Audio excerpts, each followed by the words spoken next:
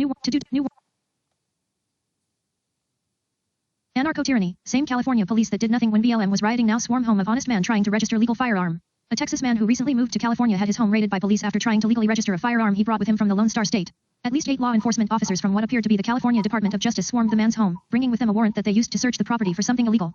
After coming up with nothing, the SWAT-like band of thugs left the man's home empty-handed, after which he uploaded footage of the horrific incident to the internet. In September, the California Department of Justice, DOJ, warrant searched my home, after I attempted to register a firearm with them. A description for the below video reads, "They left having found nothing illegal, according to California state law. I have no criminal history. Why is BLM allowed to commit endless crimes and never be punished?"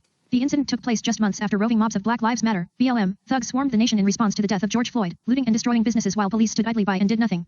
None of the culprits were ever arrested or punished, and BLM ended up raking in a whopping $10.6 billion in financial support and aid while pretending to be victims of systemic racism. Meanwhile, when a law-abiding citizen tries to comply with ridiculous gun laws, he's rewarded with police swarming his house to look for a lower receiver, writes Chris Menahan for Information Liberation, contrasting the two situations. These cops would never dream of going throughout the ghettos of Los Angeles where violence is surging to confiscate illegal guns from gang members. As Sam Francis warned, America is now living under anarcho-tyranny. As the late paleoconservative writer Sam Francis warned would happen, the United States has descended into total anarcho-tyranny. In essence, the state is failing to properly enforce the law while selectively targeting those who abide by it with persecution. What we have in this country today, then, is both anarchy, the failure of the state to enforce the laws, and, at the same time, tyranny, the enforcement of laws by the state for oppressive purposes, Francis wrote.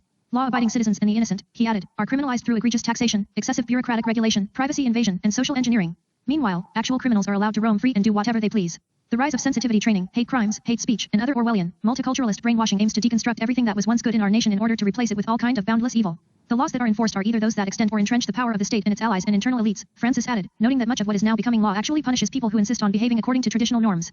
Not wanting to pay taxes or wear seat belts, for instance, or in 2020, not wanting to wear a mask, is all seen as delinquent, while damaging private property and raising hell because of perceived racism is seen as virtuous. Other malcontents that are punished under the new lawless paradigm including families with both a husband and a wife, people who quote the Bible or the Constitution, and people who oppose the limitless invasion of our country by illegal aliens from the Third World.